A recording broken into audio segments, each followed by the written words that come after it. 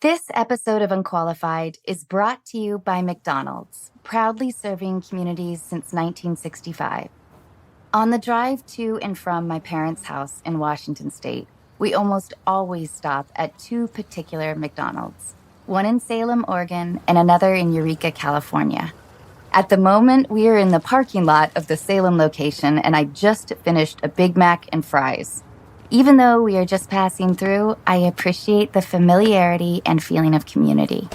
The other day, I was looking through my mother-in-law's photo album and came across a photo where she and her friends are standing in front of a McDonald's wearing their cheerleading uniforms. I usually call my mother-in-law New Mom, but her name is Marcia. Under the photo, Marcia had written a note, and I talked her into letting me read it here. San Bernardino, California. I have so many memories of this McDonald's over the years. My father took me there on what I think was opening day. What a thrill it was as a young girl to order a chocolate shake, hamburger, and French fries. Then there was the time when my cousin Hinda and I were given a tour and allowed to take dill pickles by the cupful out of a huge barrel. We must have eaten 100 pickles each. Everyone in my family knows the story of how I accidentally missed the ketchup container and dipped a fry into my milkshake. Now when I dip fries in my shake, it's on purpose. I remember when I was 12 years old, my mother and my cousin Noel Novak, Larry's brother, picked me up from dance class, and we went for dinner to celebrate Noel's graduation from high school. Years later, when I was in high school, we would go to McDonald's every Friday night after the football game. I wish you could see this photo. Marcia couldn't remember if they won the game that night, but everyone is smiling as if they did.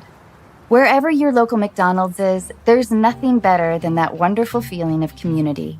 Well, maybe that feeling is tied with eating a Big Mac. McDonald's, I'm loving it.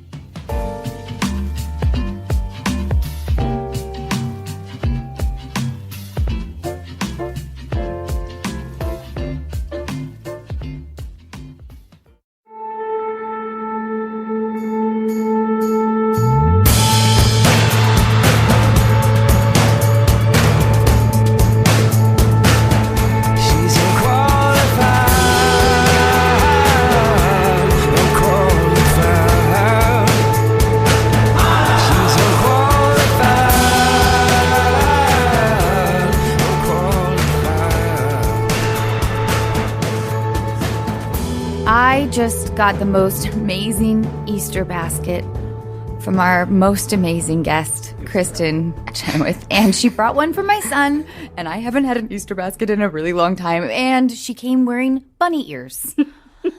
So I don't know who could top this. There's nobody that could top. Thank you so much for being here. Oh, I'm honored to be here. I have so many things I want to say to you, so many compliments I want to give you. I love how fearless you are. And I admire that so much in a performer, and how brave you are and your level of commitment. And I wanted to ask you a little bit about like theater. I know you probably taught. So sweet. Well, it's genuine. No, thank you so much for being here in my dining room. I was telling Sim that I get starstruck a bit, but I was really, really excited. Thank you. I feel a little bit nervous, actually. I was nervous, too, because I told you, and I meant it, too, when I walked in the door. Like, I remember when you hit the scene, and I'm somewhat older than you, and I'm looking at this younger girl killing it. But in the real, like, there's funny women, and I admire them, and there's funny comedians, comics, but then there's funny actresses who are they're true actors, and I call that the real deal. No, please, no one be offended by that. I just call it the real deal. And I said to my friend, I remember, and it's funny, you went out and got your bunny ears. And I said, when we were watching that movie, I said, that girl's got the real deal. And I've watched you with success and been very, as a 10-year-old version of you, 15, I admire what I see coming behind me. Thank you. I have never gotten to say that to you. Compliment. I've never gotten to say it to you, and I've wanted to. I've never even met you. So this is, I appreciate you letting me say that to you. Thank you. Thank you. I've long viewed you as a kindred spirit. Yep, and me too. Thank you. Now I'm all That was really sweet. It's, it's easy when you're speaking the truth, though, I think, which is, frankly, life's too short to do anything else. Are you at a place in your life where you give compliments? Because this town is filled with compliments, where you, but you know what I mean? Like compliments, and then it's like when you're at somebody's movie premiere and you didn't really love the movie, but you cannot ever, of course you. Oh yeah, you can't say thanks for the seat. Effusive, right? You are effusive about it, and that's the nature of our business. But do you feel like you're at a place in life where you don't give as many? Because I feel like I'm getting there. I just don't give as many false compliments anymore. Maybe that's because I also don't really know that many people, and everybody around me I love. But do you know what I'm saying? I don't know. Yeah, I think for sure too. I didn't understand the Hollywood part of it when I started. I wanted to be a ballerina, but when I came into opera and getting my master's in acting and opera performance and then moving to New York, I only dealt with truth. I didn't in New York, it's like yes or no. You're too fat, too skinny, too short, too tall. It's not going to work. You're no good. You're really good. You're too good. You're not good enough. So I didn't. Too good. Yeah. So I didn't understand when I first came to LA. And there's a lot about this town that I love. I love the weather, and I have some of my best friends here. Mm-hmm. I have also come to understand that there are people who do say, "Oh my gosh, I've written something for you," or "Oh my God, I saw, I have to do," and it's I think they might mean it in the moment. Mm-hmm. But I just find that it's just not always as authentic. And maybe, one of the things that I saw the other night on the Oscars, which I was proud of our industry, the TV and film industry, because I saw a real moment happen when La La Land producers had to give it back over to Moonlight. I thought, now that is an example of how we should always be to each other. Very, very, very classy and considerate and real. Yeah, and real. I thought it was real. And I mean, who knows the next day? I hope they weren't like, "Oh my God, I don't think so." I don't think so either. I don't, right? Mm-mm. But yes, is the long-winded answer to your question. Life is too short. I'm now closer to 50 than 45. And life's too short. Mm-hmm.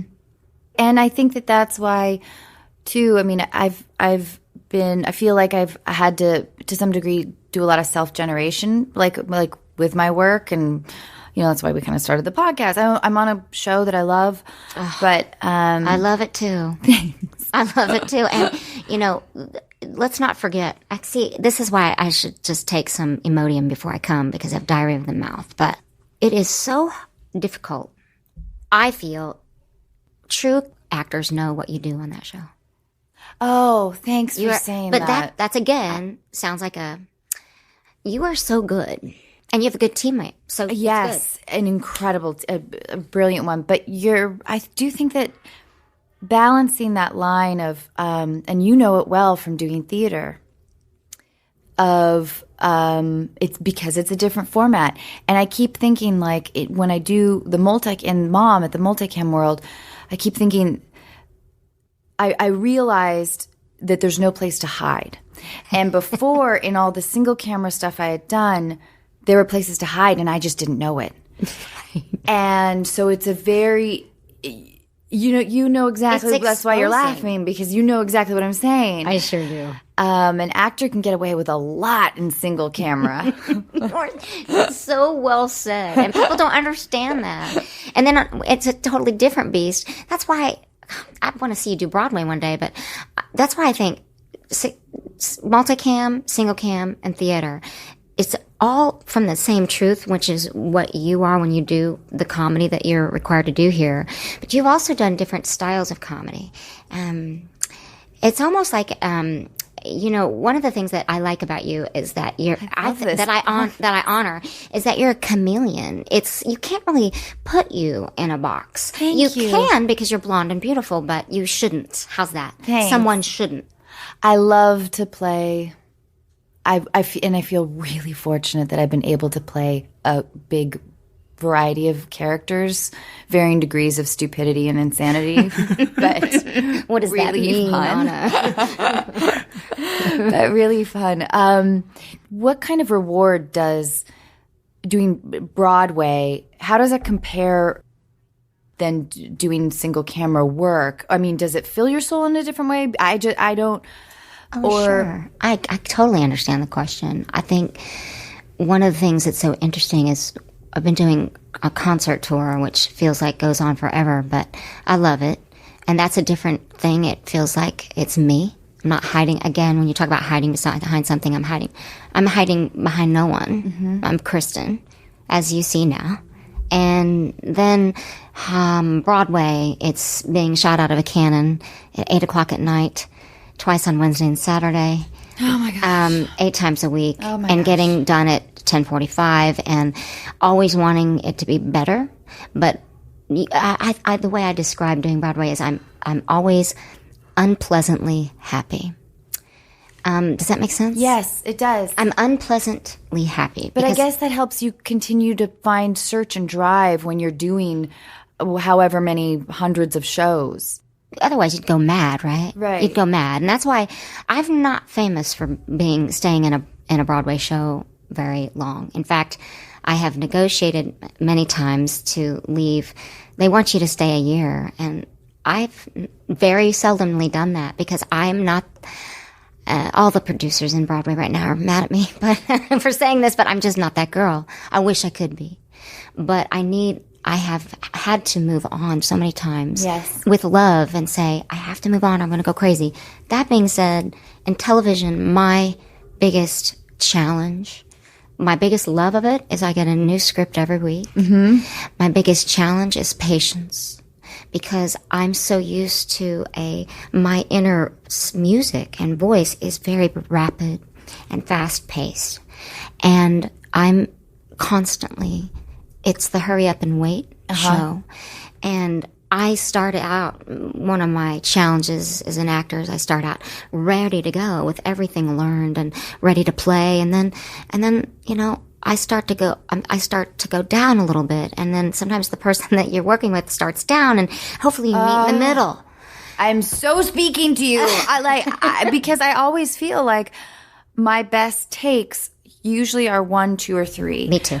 Because I come in like you with like a strong point of view, and I know what I want to do. And you're right. Like I know that a part is wrong for me when I really can't hear it very well, and a part sort of needs to be like Cinderella's shoe. Yes. And you understand it exactly as you're reading it, like clicks.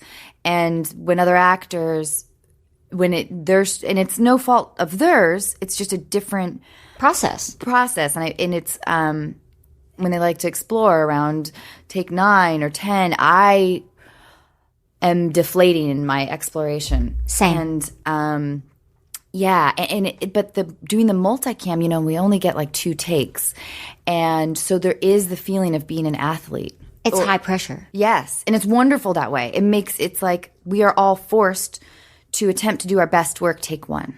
Absolutely, and then you get on the floor. Someone go try this line, which is even more fun. Sort of. Sometimes. Well, sometimes when it's worse. When it's a worse line, it's not so fun. What I have trouble with is if it's a long new line. Then I'm suddenly like, oh, God, how's your memory? Not great. Not great. I can memorize a show. Okay. So by Friday, I rarely, I rarely flub a line, but everything's gone. Delete. It has to be, of course. There's only so much room. Like Sim will remind me of past podcasts. Although I have a podcast, this is a different because it's just so fascinating and new, but new to like every guest there's so much to explore in each guest. But you'll remind me about stuff, and all the time, and you never remember. I know. Yes, I'll play it back for you. Then you're like, oh, I still don't remember. Yeah. I'm glad it's not just me. I'm good in the moment. Like you, I'm like good in the moment. I have somewhat of a photographic memory. But if I learn that sucker wrong, and I've been given, for some reason, a lot of monologues in my career. The West Wing, I had to play the smartest person in the room, which we all know. I mean, look, I'm You're not fucking brilliant to me. Thank you, but I'm not a politic person.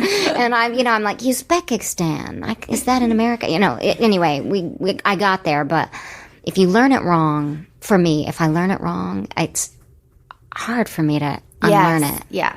And I think the same with music too. Mm-hmm. Oh, I'm sure it has to be. I don't know how to memorize a song at all. What? I don't believe you. Well, I don't listen to a lot of music, which is weird. That's a weird. That doesn't even seem like knowing you and knowing the artist that you are. I have to make you have her make us a playlist. Yeah, playlist. We'll do it. We want Anna Faris playlist. Yeah. All right, I love that. This is Amy, by the way. Amy is Sim's girlfriend, and she's lovely. She's a huge fan. Thank you. I love your hair color, girl. I'm getting mine done when we're done here. Oh, good. It's growing in fast. Okay, so, listen then. We'll get to some of the ridiculous stuff that we do on this podcast. Okay. All right.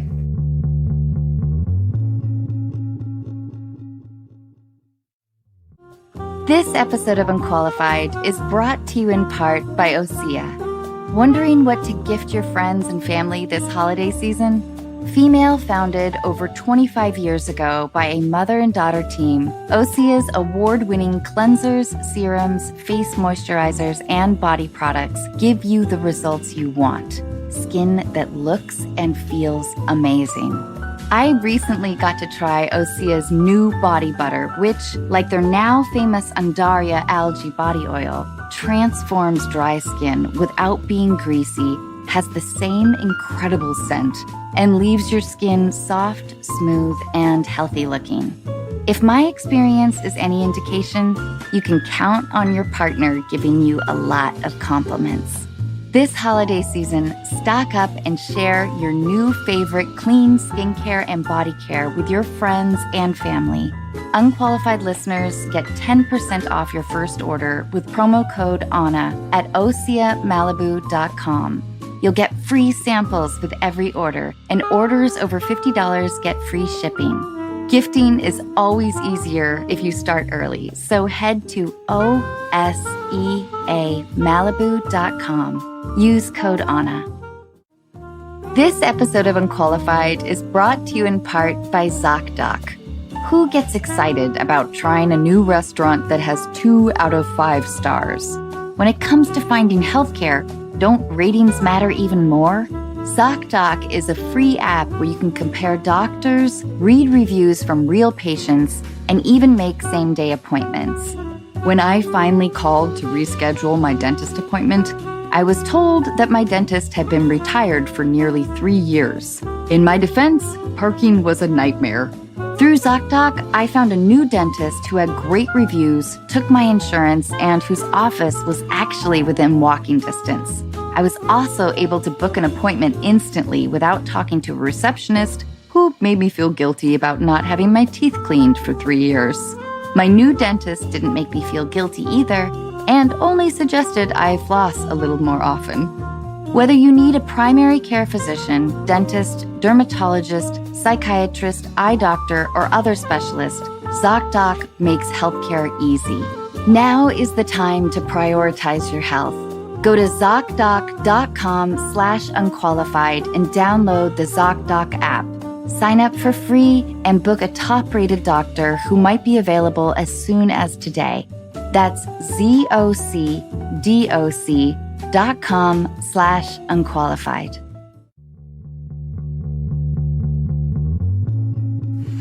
These are called deal breakers. Okay. You don't have to talk about your private life at all. Okay. If you feel like it, you can. Okay. But we're imagining you single. You're imagining it correct. Okay. Okay. Imagine yourself single just where you are right now in your life. Okay. Deal breakers. His name is Scott, and he legally changed it to be spelled $COTT.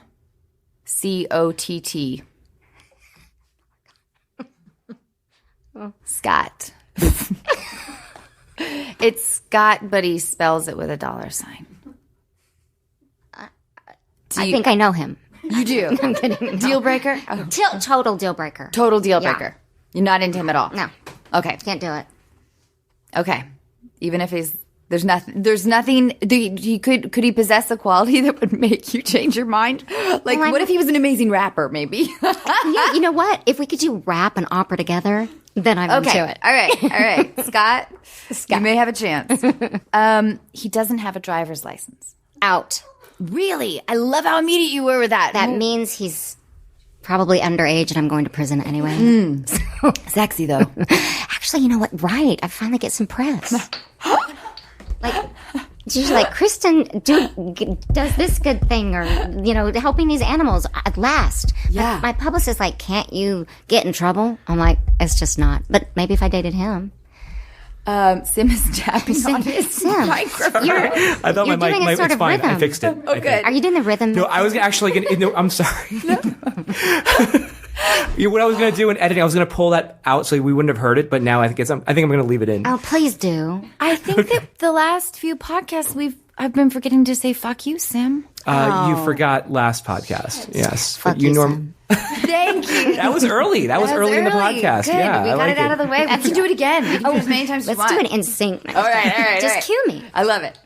Okay. He has driver's license done. I mean, no, I cannot be driving around my boyfriend. What about New York?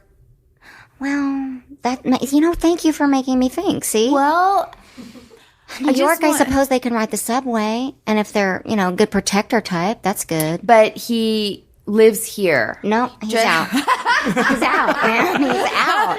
So you can only date him in New York. Yes. He could be my East Coast boy. I love it. But even with Uber and Lyft now, I mean, I'm out. I love it. Out. Like, can you take me to the Grove? No, I'm out.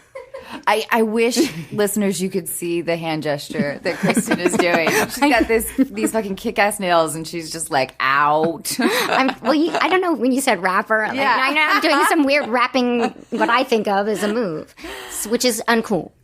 Okay. This guy, you're having a nice date with a guy. You go back to his place for a movie. Okay.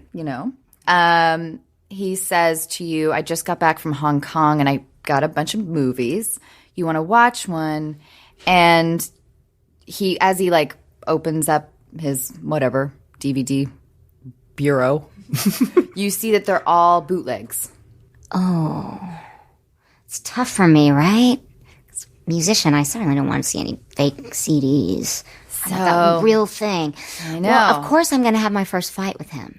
Okay. All right. I like my first fight with him, get real mad, and if he's really hot, then, we'll move on. And I'll ask him not to do it anymore. All right. I love it. And then maybe our second date, we could burn all the CDs. Oh, I love this. And the third date, we go get the real ones. He loves you, so he's going to do it. And then he's going to realize that, piracy affects all of us. So in the end, I'll have taught him a lesson. You'll have taught him a lesson. Sim had the funniest. What was your response to this?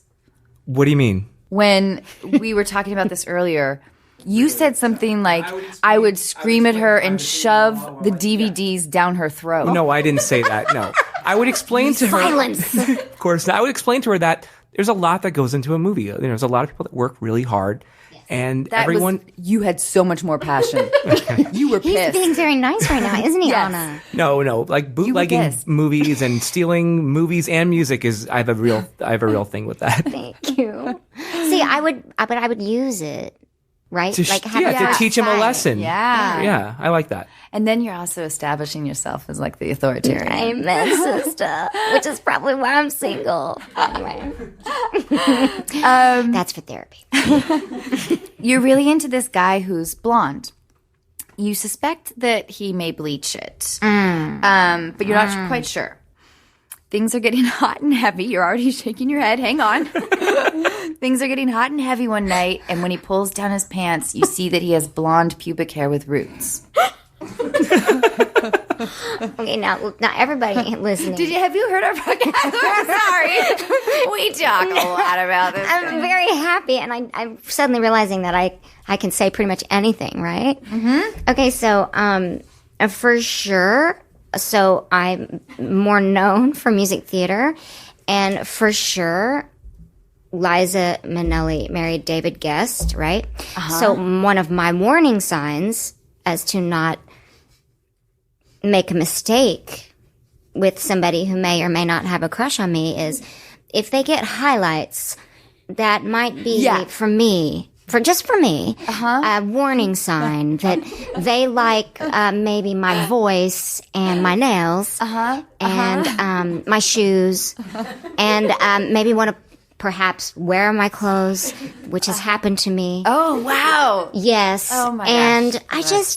I think highlights, never mind the pubes. The highlights starting, I wouldn't probably even get to the pubes, because if I see highlights, I'm probably going to go the other way. Yeah. Because I've already been to that rodeo, picnic, and barbecue. I want to know what items of clothes. Do you know that I was so mad? I was with someone who actually asked me if he could borrow my pajama bottoms, which are pink with white polka dots on them from Victoria's Secret. Extra, extra small. Yes, I said it. Sorry, everyone out there who's mad at me. I thought, where would you like to put them? On your arm?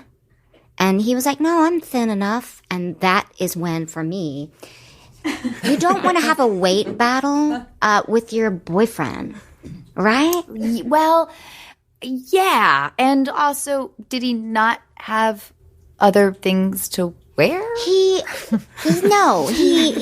think he could have been fine in his fluorescent underwear, which could have been maybe another clue for me. But yeah, he just thought it might be more comfortable in my pajamas. And that's something in me. I could never get it back after that. I was like, I can't even, it's over, and I can't tell him why. You know what I mean? It died. Couldn't get it back. Yeah.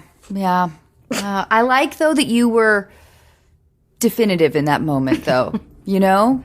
Because in my past, I've ignored a lot of those kinds of moments.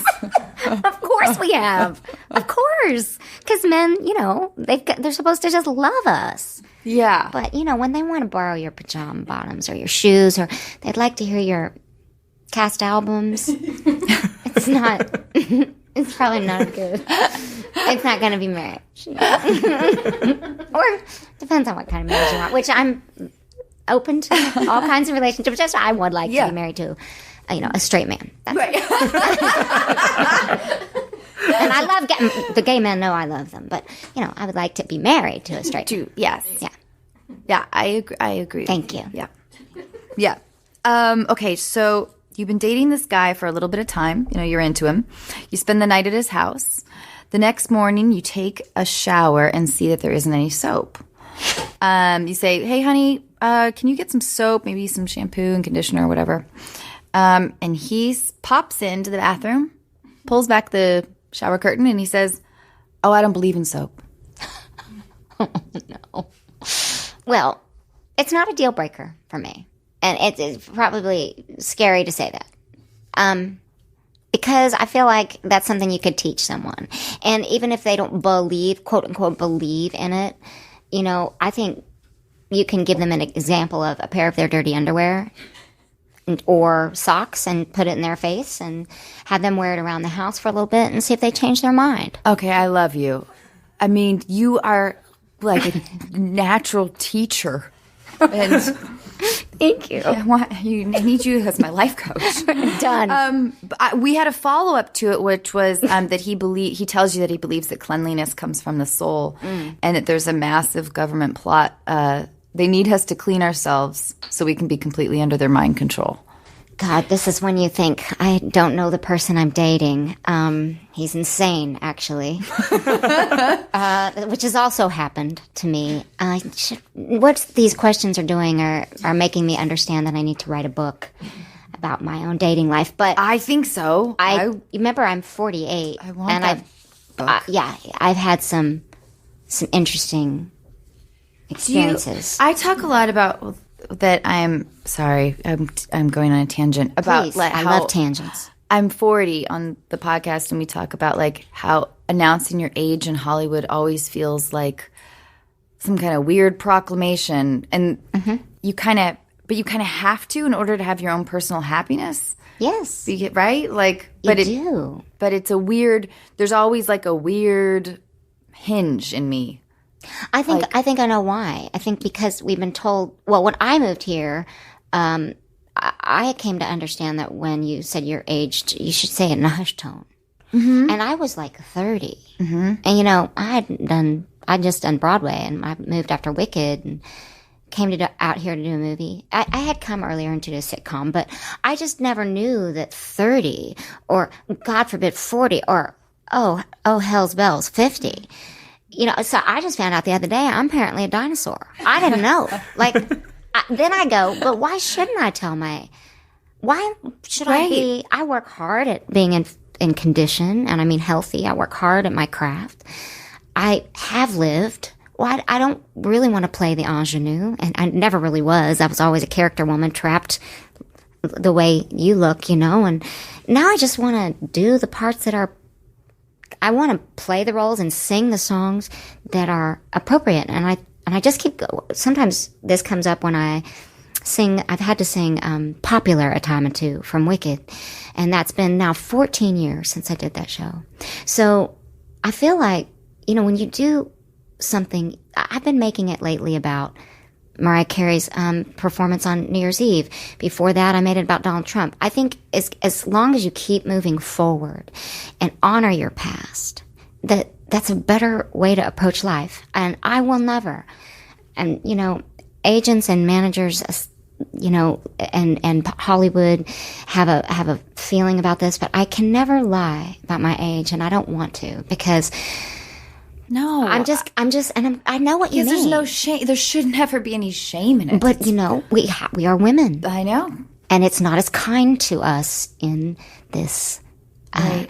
But I think when you have actors like Meryl Streep and Viola Davis and winning these awards, and more importantly, just doing good work. Who cares about that? But doing good work, you go, oh, that's maybe going away a little bit. Remember when Patricia Arquette gave that amazing, gave that amazing Oscar speech a few years ago? Wow, man, I wish I had them balls. I know. And I do, I remain optimistic about it. We must. We have to. I mean, and you're, I'm looking at her now, and you are so, I don't see that age. I also think there's a not classless, that's the man we were talking about before with the dirty underwear. There is a thing when you don't play any age, that I look for roles that it would be hard pressed to find. Yes.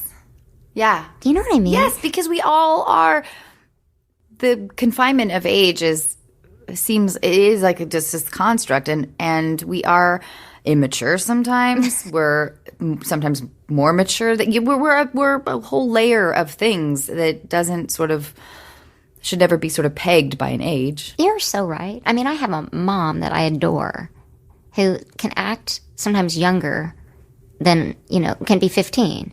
And same with my dad. And they can turn out and be the wise, give me the best advice of the world. So, I'm just going to go with that. And I'm just going to, but that being said, I would also sit here and be lying in front of you if I didn't say I don't care about the way I look. I want to look cute and look good for my age. I want to be healthy.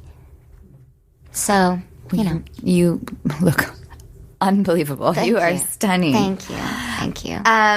So can we take let's do a bathroom break. I'm sweating. Yes. Before we do the calls? Okay. Do you want to explain to Kristen what we're doing? So we're going to take a quick break, but then we give strangers relationship advice. We have 2 calls ready to go. Shut up. Yeah. Oh my God, I love and they are the that. sweetest. I'm so glad. You're going to be brilliant with it. You're going to be great. So we'll do it in a few minutes. Okay.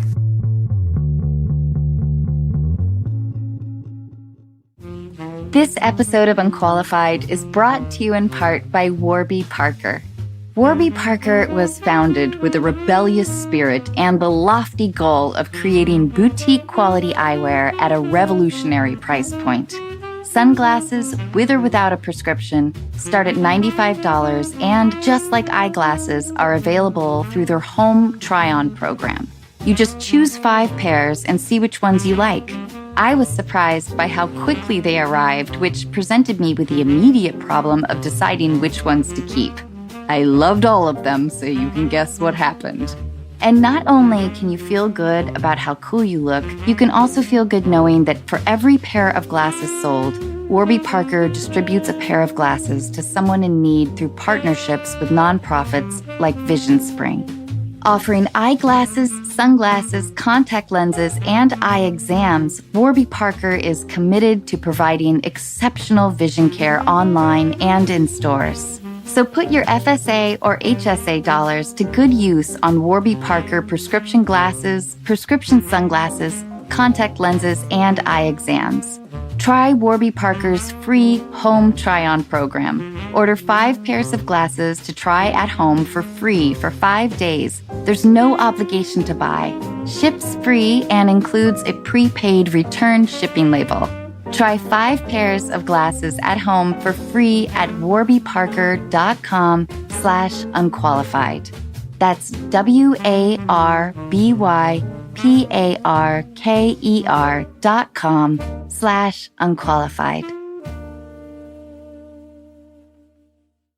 This episode of Unqualified is brought to you in part by State Farm, and in honor of their surprisingly great auto insurance rates, I'm going to tell you about a particularly surprising day on set. It takes me a long time to read a script. For almost every line of dialogue, I will stop to figure out why my character would say it, how it fits in the conversation, and how it's going to come out of my mouth. Between the lines, there are larger chunks of text which describe everything else happening in the scene. Maybe what a room looks like, what characters are wearing, and what they're doing. As I often underestimate how long everything in my life takes, I know I can make up some time by reading those larger chunks a little faster. I got the script for Overboard about 6 months before we started production. I read it in my warm living room, wearing comfortably warm clothes, sipping from a warm mug of tea. Somehow, it never occurred to me that when you jump off a boat in the middle of the ocean, the water is surprisingly cold. And it doesn't get any warmer on take 2. Here at Unqualified, we love State Farm because they provide coverage that meets your needs at a surprisingly great rate. Like a good neighbor, State Farm is there. Call or go to statefarm.com for a quote today.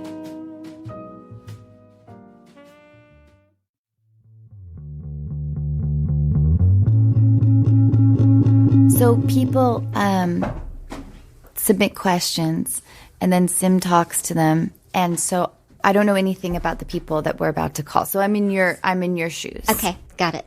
I love it. The first one isn't a romantic relationship question. It's more of a family relationship question. Okay. This one's going to be a little intense. Oh. So let's brace ourselves for that. Okay. But the second call, it's going to be a little bit easier. Okay. So. And do we both do it? Oh my God. And Sim and anybody else who feels like it. Unqualified is what we're called. That's right. We're We don't know what we're talking about, but we care. We do care. So we're actually going to call Leonela. Leonela is in New York, and she's 30. We don't see her. Oh, okay. Yeah, I just have to put the thing here. Hello? Hey, Leonela, it's Sim. How are you? Hi, Sam. Good. How are you? I'm doing well. I'm going to introduce you to Anna right now. Hi, Leonela. Hi, Anna. How are you? I'm good. I'm so happy to talk to you. And me too. Me too. Kristen Chenoweth is here. Hi, Leonela. Oh, my God. How are you? Hi, Chris. Hi. I'm great, Chris. Oh, my God. Can I just say I loved you as Olive Snook on Pushing Daisies. It was one of my most favorite shows. Thank you. I loved being a part of that piece. Oh my God, it was such a good show. I was so sad it finished too soon. I agree. Well, you're working again with Danny Strong, right? Not Danny Strong. Oh my God, I'll Pushing Daisies. Brian Fuller. Brian Fuller. Who is my guy, yes, with American Gods. With American Gods, which is coming out soon. April 30th is April the 30th premiere. on Stars. Yes. 9 o'clock on Sunday. So Brian Fuller also did Pushing Daisies. Yes, he's the reason I have an Emmy Award. So I have nothing but love and respect for that man. I'm glad you said that. Thank you. Oh my God, that sounds like it was a planned bit. That wasn't at all. Crazy. It totally sounds like I told Leonela to say that. Love it. I had no idea she was going to say that. That's awesome. Thank you. So Leonela, tell us what's going on with your dad. Okay, so I'm 30 years old, and I live at home with my parents. So my dad recently retired after working 35 years at his job, and he's been acting really strangely lately. Like, he disappears for hours on end, says, hey, I'm going to go get a haircut, and comes back 6 hours later, or says, I'm going to go to the car wash, and again, comes back like 6, 7 hours later. And you know, we don't know what was going on. We thought, like, we just don't know what's happening in those hours that he's, like, kind of disappearing on us, you know. And this started actually a little bit before he retired. You know, he would get home later. We would find strange things in the car, like other people's scarves, gloves, and hats. Like all women's? Like, kind of, yeah. I mean, it was ambiguous stuff, but it did smell like perfume. But my dad's always been the type of guy who would, like, give anybody a ride home. So we didn't think much of it in the beginning. And then when he retired, it started happening so frequently that we started to question the behavior. And, you know, when we asked him about it, he was like, oh, no, nothing's going on. Like, you know, I'm hanging out with friends. And recently my grandmother's been sick. And, you know, he tells us, oh, he's spending all this time with her, helping taking care of her.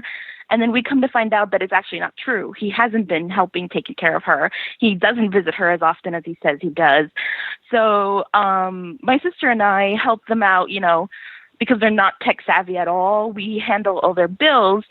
And recently we got to a point where we got a little desperate, and we started, like, tracking his phone and tracking his bank account. And we were noticing these charges that we weren't a part of, like, you know, dinners and lunches that to restaurants we've never been to, or charges to stores that we've never been to. And then my sister, when she was looking into his phone, she saw that there was pictures of women on his phone. I mean, not inappropriate pictures. of women, like plural? No, just one. Oh, just one. Okay. Just one. And it wasn't like inappropriate pictures or anything like that. But what were the pictures? Yeah. I mean, was it like selfies? It was like a woman took a selfie, but had it yeah, on, and okay. like. I just But want it wasn't like. I just want to know, like, how, like, could, I don't know, like, the level of intensity of the picture, because I think that tells a lot. Right. It wasn't. She wasn't like scantily dressed or anything like that. It was more like, oh, look at me, kind of a picture. Like, I have this cute smile on my face, or I'm on vacation. Look at me. But so we definitely think something's fishy is going on. Now, obviously, I live with my parents. I love them both. But my question to you guys is, like, how do I respond to this? Like, what is my level of involvement in this? Honestly, I think pretty minimal. Unless you're concerned about his health and, like if he's getting, like, amnesia or something like that. Amnesia? Yeah, there is dementia. There is that. I am getting dementia. But there's also a thing where people can have missing time. That's the beginning of, and I think maybe one of your first questions to him, and I would do it with your mom present so that there's no secrets, because that's never good either. But just maybe say, Dad, finding out that maybe not with Grandma, and are you feeling okay? I would approach it more of a health thing, because there's also a thing called, I'm getting it wrong, TMI, or like missing time, that can be the beginning of. And that those pictures could be very innocent. The things in the car could be innocent. I wouldn't focus on that. I would focus on his health. Well, I mean, clearly, if he is having an affair, which I think he probably is. Yeah, it's very much he's not doing. He's doing really lousy. But he's doing such a lousy job of. That's why we go to dementia, because he's doing such a shitty job of covering it up. Yes. If you know what I'm saying, like, it seems too improbable. You can't just say you're going to take care of the grandma. Of course, the grandma's going to report back. No, I never saw your dad. Yeah, You're really just going to tell her to stay out of all this? No. Well, I don't think you should spy anymore. You know what I mean? Like, here's what I think. I think that any of this drive should be coming from your mother. Yes. And well, she's confronted him about it. And what does he say? He just says, like, oh, I've been hanging out with friends. Like, he knows that he disappears. So, like, in terms of his health, he did have a heart attack 8 years ago, and we have been overly protective of him for the last 8 years about it. Like, we make sure he eats right, he takes his medicine, and he gets exercise. So I feel like we would have noticed if he was missing time, but I think he knows that he disappears and like he's purposefully going somewhere and doing something. I wonder if he wants during to be that caught. missing period. It sounds like he does. Wants to be caught. Yeah, it almost sounds like your dad is hit like a dissatisfied place in life and wants to figure out how you guys can catch him. I mean, it just seems it does seem like that. Right? I think you're right. Do you think it's like an attention thing? Do you think it's like an attention thing? Like he wants attention? Could be, but it's a dangerous game. Yeah. Because, your mom and... Yeah, because even his brothers suspect that something's going on. Like at family functions, they've mentioned, like, they think... Yeah, like they talk within themselves, and obviously we hear them. Maybe you should talk to your uncle. It might sounds like he just doesn't give a fuck anymore. It sounds like he just doesn't care. Yeah, that's what I'm worried about. And so if you even if you do confront him, maybe he'll be like, okay, well, how old is he? He must be in his 60s, I'm guessing. Yeah, he's 67. Okay, so he doesn't care anymore. He doesn't care. Yeah, but here's the thing, and this is what I struggle with when anybody who makes a decision. Your mom like might not care. I'm so sorry. No, but you're right, Anna. Your mom, maybe they have a agreement between them. Or she's mad on the surface, but not mad, like really, or she's known for a while. I'm so sorry. No, not mean to cut you but this off. is what this is. I agree with you. Like, who knows?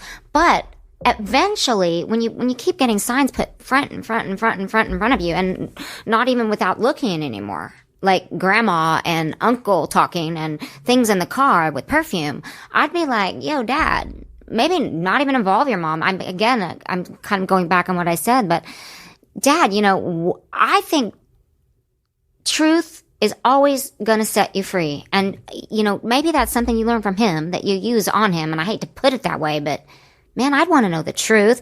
And also, you have a respect for your mom too. Right.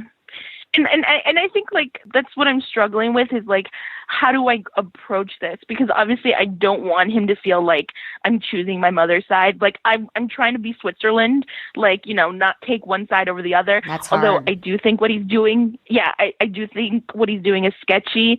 I do think it's, I'm the type of person who it's like, okay, if you're unhappy, then you should just walk away. And, like, well, life is short. I mean, I think if your mom, this might not be the perfect conversation, but I think you can tell your mom, look, Mom, until you figure out your feelings on this, whether if you find out that he's having an affair and that means you want to divorce him, whether that means you think he's having an affair and probably has been having one for a long, whatever it is, Mom, until you recognize what your feelings are and your reactions are going to be, if I can't involve myself because I have to. I'm your child. And you. I can't just be your. I can't just be your absorber of your neuroses. That's right. You don't want the positions to switch. No, and it sounds like maybe your mom has been sort of. Right? Has she been sort of talking to you and your sister and being like, he's having how manic is she about this? Like, she's upset. She's incredibly upset about it. She is, she's told us, and I believe she had this conversation with him where she was like, if you're unhappy, you should just go. And he hasn't gone. So, well, he's making if he is having an affair, I'm sorry to interrupt you, he's making an incredibly selfish decision by not just being open and clear. Yeah. Because 67 nowadays is young. There's still life to live. And that goes for your mother too. So I think Anna actually just gave you great advice. You can't be your mom's therapist. You're their child. But you can also say, look, I'm not, I can see and I can hear. So just so you know, this is what I've noticed. All, A, B, C, D, and then say, and now I have to remove myself from it because it's really between you two. Yeah. And then I would. Right. Yeah.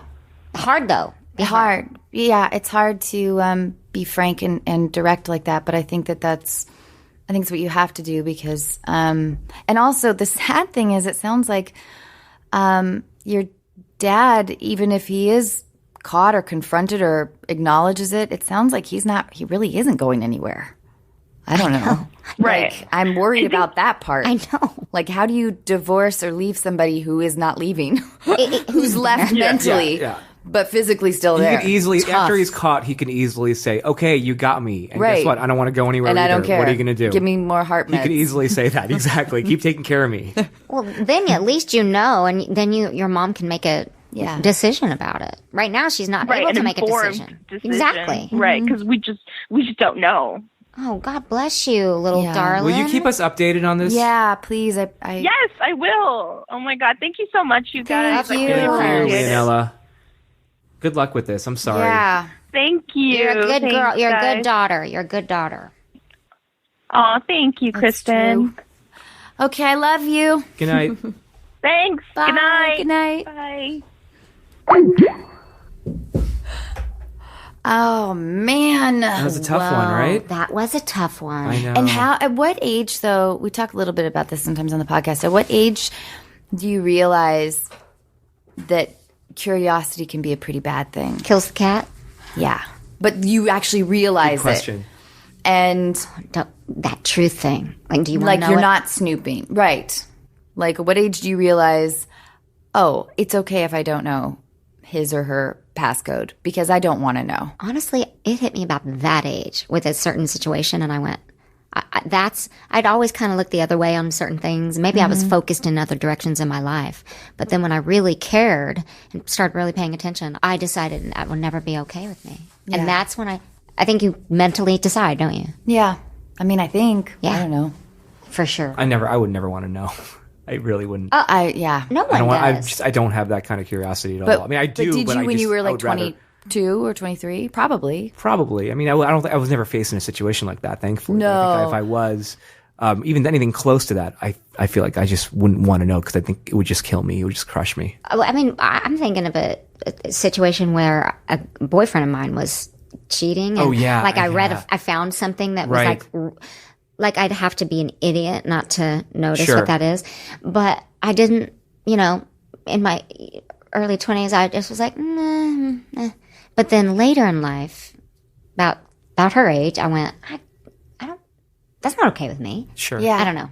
No, I'm completely with you though, Kristen. With my exes too, I would like blaring red flags in my face, like Clockwork Orange. I cannot shut my lids. Red flags, and I would just be like, "Well, I'm just going to justify that somehow." Exactly. I mean, what is it? We're just young, I guess. And we want to believe. want to believe. Yeah. Yeah, truth. Anyway, okay. One more call, and we're going to call Hannah now. Hannah is here in LA, and she's 26. It's fun, right? It is, isn't it? And you give beautiful advice. Yes, your advice is incredible. It really is. You're one of our best. Hello. Yeah. Hey, Hannah, it's Sim. How are you? Hey, I'm good. How are you? I'm doing really well. Here's Anna. Hi, Hannah. Hi, how are you? Good. How you doing? I'm good. I was just watching some Shark Tank. I love Shark Tank. Great. The best show ever. Besides Mom, of course. You're here with Kristen Chenoweth, who's just so unbelievable. She's brilliant and beautiful and kind and Oh, thank you. Hi, Hannah. Hi, Kristen. How are you? Good. How are you doing? I'm good. I do. I've been told that I have to stop singing Popular every night, but I do sing it a lot, just so you know.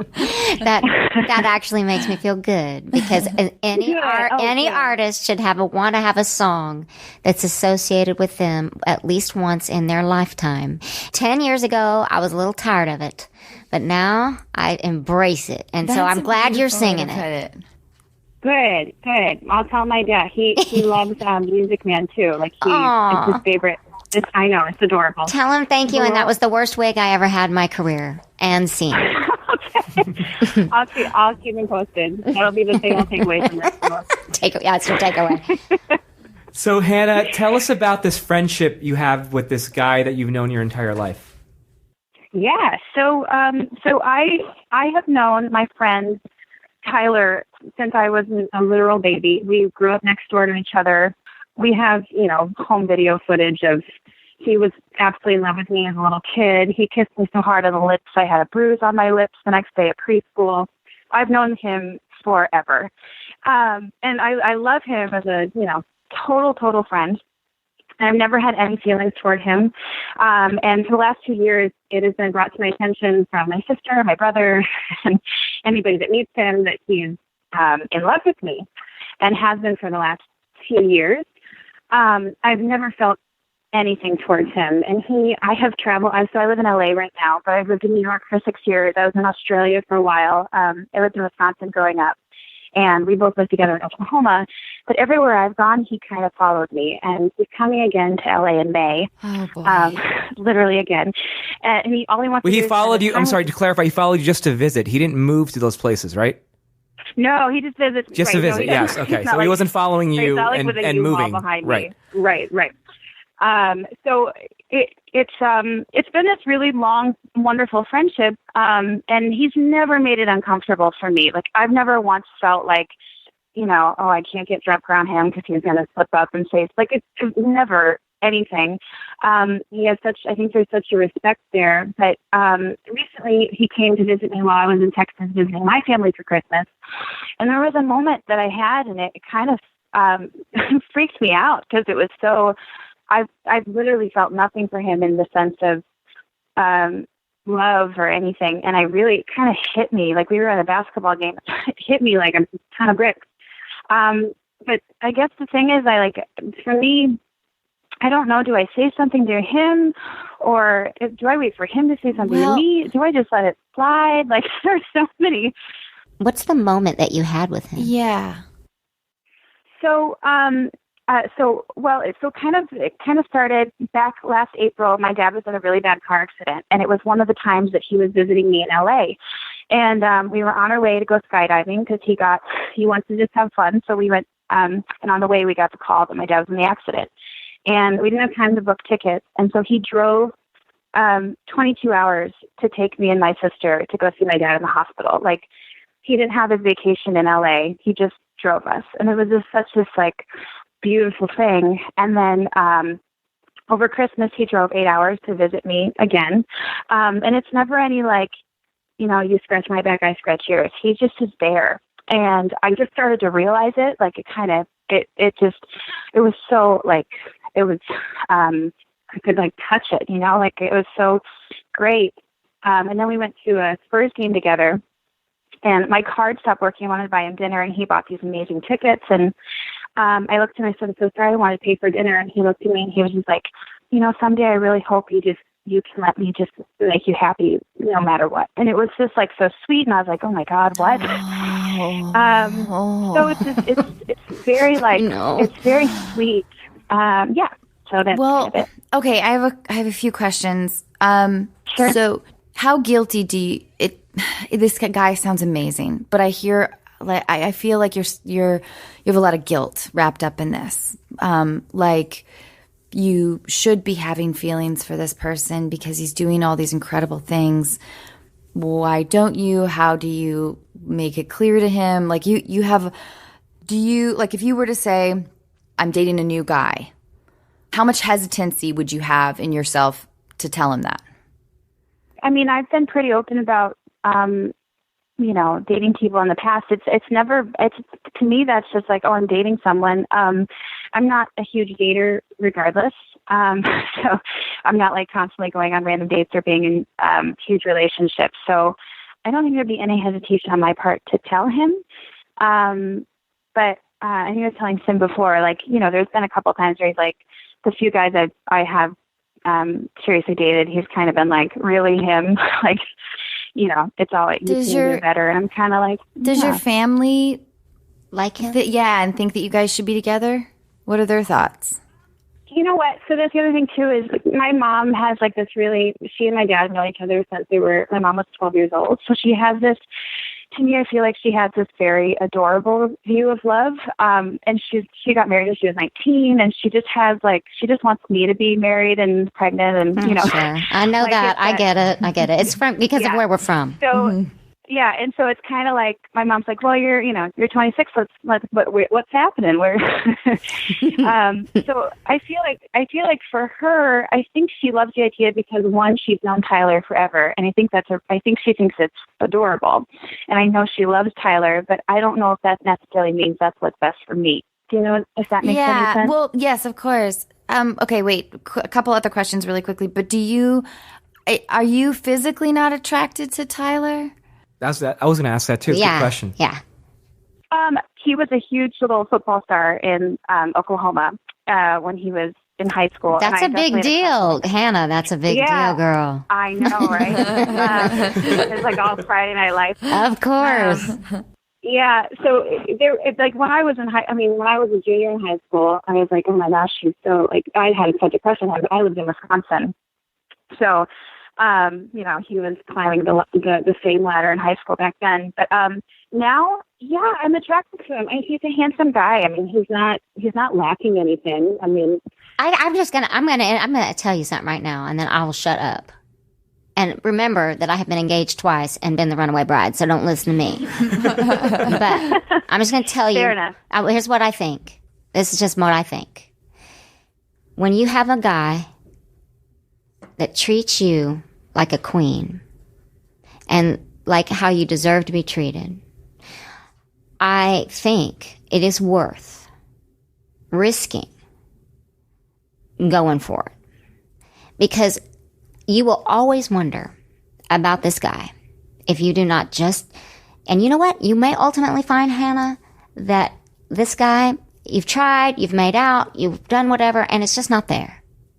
But at least then you will know. And it's great that your mom and everybody knows him in the family, but you're smart to don't take them into any, although you do marry someone's family, I do believe that, but don't take their happiness into what you're very wise when you say that. But if it were me, I would give this dude a shot, because at the end of the day, all the passion and all that crazy things that we all love and just a worship at the beginning of a relationship, it's a fade in, fade out your whole life.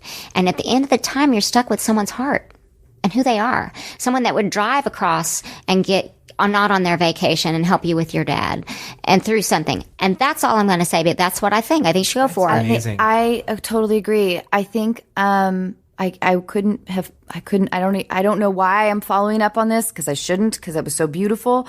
But you should. I think you should completely go for it. I do think you're in a place in your life, because you travel a lot, that you're attracted to a lot of transition. And here's this guy who represents like everything stable. Home,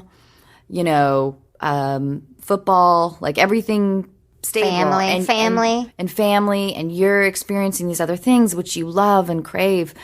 And maybe he's the kind of guy who will also love and crave those adventures too. I mean, he visits you a lot. He could be, he could balance. Yeah. He could, you may be underestimating him potentially. Very well. Intellectually.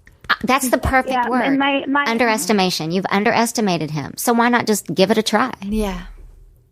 So my biggest, I guess maybe the follow up to that is, and because I'm not a super hesitant person to, I'm pretty ballsy, I would say, most of the time, and as far as like matters of the heart, that's where I'm the most like, not now. we'll shove them aside for later. But the thing was, like, the only follow up thing I have is if I do say something to him, like, what happens next? I mean, he lives far away. I think he would pick up and move immediately. But then there's that whole extra part of, like, what happens after, like, not I do, but, after, hey, I like you, you like me. Like, that, I don't know if there's that whole static period, and I don't know. I think you just tell him, we've known each other for so long.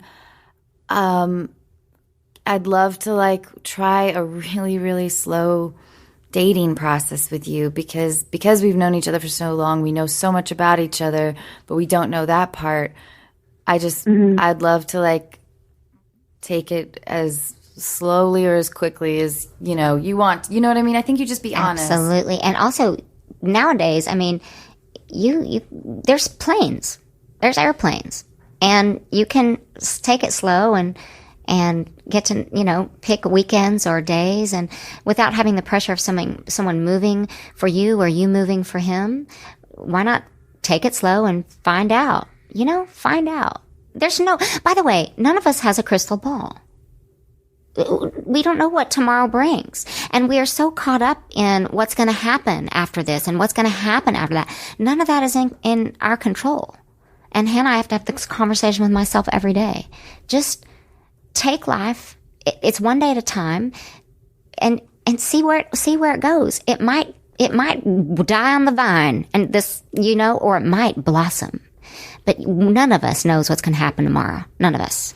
And you know what? And if you guys are meant to be friends and not lovers, then it will repair itself. Mm-hmm. As long as you guys have great communication, you can go back to being friends. That's right. It doesn't have to be like, once you try this, you can never return to where you were. It can, and I believe that. And because they have so much history. Because you have so much history, and right. Yeah. I mean, he may, he may always be in love with you. Never mind, I'm sorry. You know what my Aunt Ginger told me once, y'all? My Aunt Ginger, who gives me best advice, she said, Chris, I think you should, and please don't, there's going to be people who have opinions about this, but I'm going to say it. Chris, marry somebody that loves you just a little bit more than you love him. And I always thought, oh my God, no, why would I do that? That just won't work. That there's a part of me down deep that understands. I'm not saying that's the right way to look at it, but a part of me that understands what she meant. And it's wonderful when a man views you as a precious gem. Yeah, it's just wonderful when a man treats you like the gem that you want to be and feel all the time. And as a man, when you actually, make someone feel that way, there's no better feeling in the world, especially when they accept it. We love that's that. Really nice. See now. That gets me. I want to call my husband. I know, right? Exactly. I want to call my dog. But yes, girl, go for it. Life's short. Yeah. Please let us know. Thank you so much. I will. And don't, and like the key for you though is because it's just don't pressure yourself at all to move at a quick pace. If you decide to I think you just be very honest with him, and just tell him, I just want to try this. I'm nervous and I'm hesitant, and I don't know how long. I want to be able to call it quits any second that I feel like it. But I hope that we can be friends and talk through this. And by the way, just speaking as a guy, when you do give him this information, he may feel, it's going to affect him. He might be a little shy. He might be a little weird. Might be a little different. Might not be the same person that you're used to. Just bear with him. Communicate. Talk to him openly, and get through this together. Cute? Wait, it'd be cute. What? Scrap all the conversation, and when they're riding in the car together, she just holds his hand, and then slowly moves her hand from the knee. You're writing the movie right now. This is the movie version. And then he has a heart attack because he can't believe Sweet Home Alabama, That is actually hilarious. In fact, do that and get back to us. Yeah. Hannah, thank you so much for hanging out with us. Thanks, Hannah. Hey, thanks, guys. I appreciate it. Have a great night. You too. Bye.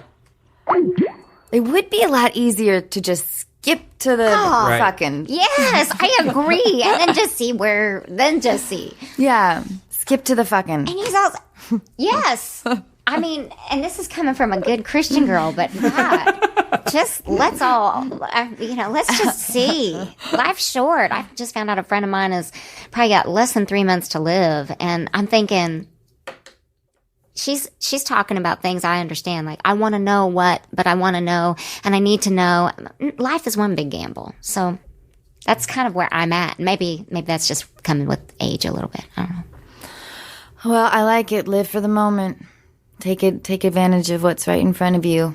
All right. Thank you this so was such much. a great episode. It really was. My heart feels like, really full. don't you Mine feel, too. Yeah. You guys are touching You're my amazing. heart too, Thank and you it's so such much. in such a unique way, in that I haven't done ever in a radio situation like Is this. this your first podcast? No, but I've not been able to talk like this. And usually it's about, there's nothing I love more than music or a musical or an opera or whatever, or a movie or a TV show, but to be able to talk like this is really amazing you. as a guest person. Thanks. That's cool. Well, we do love, it's given us really special insight to the people that are guests hopefully without them feeling like they have to reveal too much. Right. But because of the long, we get to do this we get to have you for Nice. I don't know, 18 hours or however long we've had you. And I'm so It's sorry. the best. I loved it. You got to know, I loved it. Thank you for being here. So why don't we read that last thing? Oh, we did should we do one unison? No. Read that thing first before we do. Oh, your show. Yes. Yes. Let's talk about your show. Remy That's sitting how there. good you are.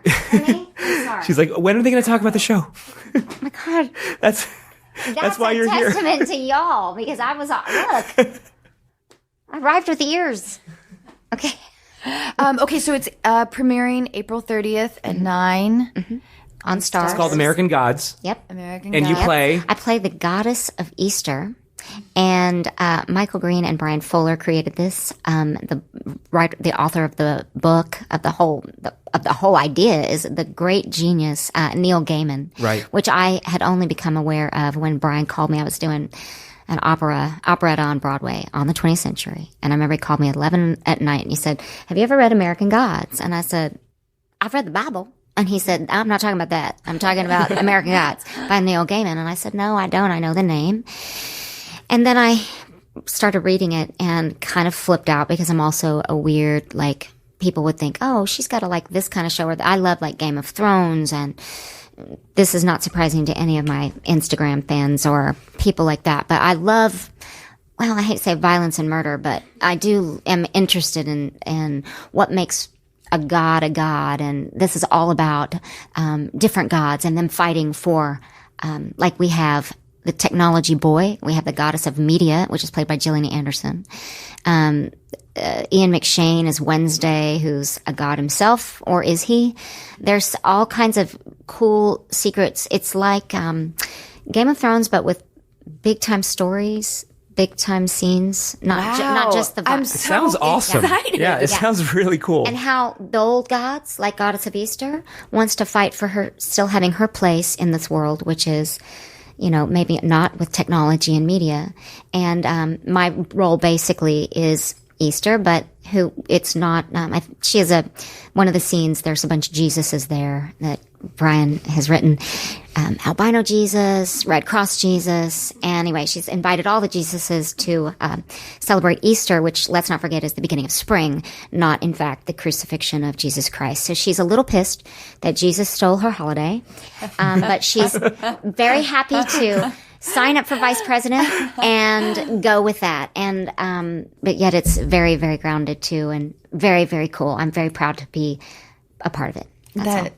I'm so thrilled. I can't wait. Yeah, That me is too. just amazing. It's It's cool. amazing. The cast is incredible. Yes. All right. Sunday, April 30th, 9 p.m. on Stars. I can't wait. All right. Well, thank you again. Thank you for having me, guys. You're You're just awesome. incredible. Thank you so much. I think you're qualified myself. You are. Follow yeah, us on fuck you, Unqualified. Sim. Oh, we didn't. Follow us on Unqualified. All of our social media. Subscribe on iTunes. Leave us a review. We love that. Thank you so much. In unison. Fuck you, Sim. Oh, we can do it better. We can. Wait, you guys, on the count of 3. Okay. 1, 2, 3. Fuck you, Sam. Good night, everyone.